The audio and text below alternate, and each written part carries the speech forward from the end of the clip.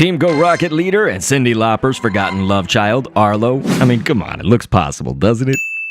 He still has the same lineup that was given to him back in February, and I hope that you guys have been catching some of the new Galarian Pokemon either via the Champions event or 7K eggs lately, because we're showing off a team that fits within the Great League today, only Galar region Pokemon, and, well, let me backtrack because actually, we're really only trying to highlight two of them, and the last Pokemon, Darmanitan, will have a very short and quick role in this battle, and you can still get the Unovan Darmanitan and the 7K eggs at the time of this recording. The main focus is what you saw on screen here with Galarian Stunfisk already at 1394 CP, starting us off as a shield baiter, and then we'll have Obstagoon come in after the initial first two shields to come in for more damage. The crazy thing about Obstagoon is that even here at 1469 CP, both this one and Stunfisk were only 2-star on the appraisal, so that should further drive home the point that you don't even need them to be optimized for PvP or PvE to see what they're gonna do here in Team Rocket. I mean, even at Great League levels, Obstagoon is a really interesting addition for Great and Ultra League, just for the record, because of the type coverage that it has, although keep in mind that it will be doubly weak to fighting because it's normal and dark, but it's then only vulnerable to Bug and Fairy with resistances to Dark, Ghost, and Psychic majorly, and so to apply this to the Team Go Rocket fight as you're seeing transpire on screen, of course, our Obstagoon, it's got Cross Chop as the fast attack, which is one of the weaker fighting moves, but it is one, obviously, that with that weakness comes the ability to just rapidly fire it off. I mean, you saw how many times we got to hit this Mawile with it, and the reason that we didn't stick with the Stunfisk all the way was kind of twofold. Is one, again, it was a shield baiter, you know, and it had Muddy Water, which has the similar principle of Cross Chop, although Muddy Water, it can actually lower the stats of the other Pokemon. Now, both of them will actually be super effective against the Steelix right here, and so that's actually one reason that we did save that up a little bit for our Stunfisk.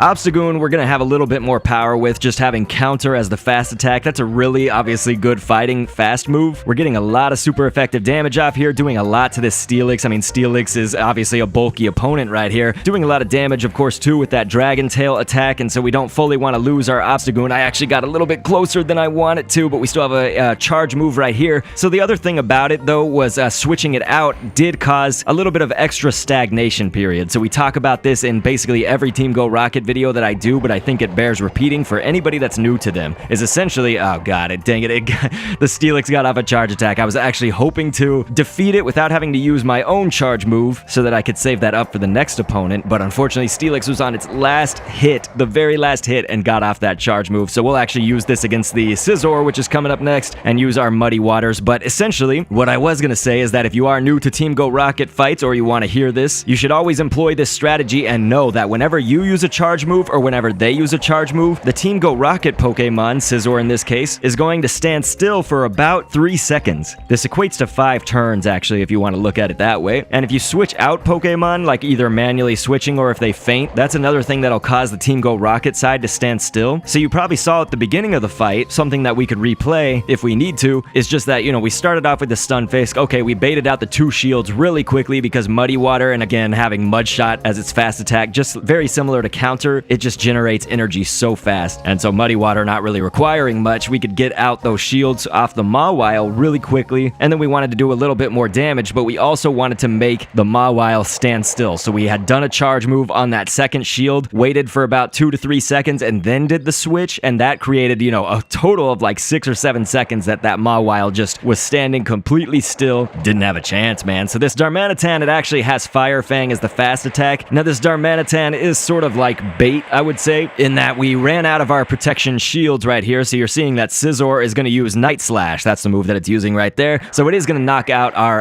Darmanitan in one hit. This is actually a little bit closer than I wanted it to be, but that's only just from a few other factors that I kind of messed up, like, you know, on some of the switches. Obviously, let that Steelix get off a charge move when I didn't want it to, but we still had our Obstagoon and our Stunfisk available. You know, we don't need to revive them now. But the other component of this is, remember how much CP they had. I mean, Obstagoon, this particular one was powered up the max that it could be to still fit in the Great League, but the Stunfisk was only 1394 on the CP. Both of them, again, 2-star Galar and the IVs. It was just kind of to drill in that point that look at these new Pokemon that have come into the game that you can obviously use at a greater power, unless you want to keep them into the Great League, of course, for your PvP. And you know, they pretty much handed it to Arlo. Obviously, with more power, they would have completely handed it to him. One thing to keep in mind is you can actually see some video footage here. If you are going to use Stunfisk, the Mawile actually, it'll be a very different fight if it has Fire Fang as its fast attack. So that Mawile will completely make mincemeat of your Stunfisk if that's the case. Some of you guys also might have seen that with the non-Galar Stunfisk. You know, if that Mawile had Ice Fang, which it certainly can have, then you would have faced a similar result because it was weak to ice. We have plenty of other battles against Arlo right here on this channel. Please check out the full playlist of fights against Arlo that we've done here. Like seriously, this is gonna make 6 Arlo videos that we've done, sometimes 2 or 3 parties recommended per video. Plenty of strategies, plenty of optimization, or taking them on from beginner accounts. And so I'll catch you guys on the next vid, and thanks for viewing.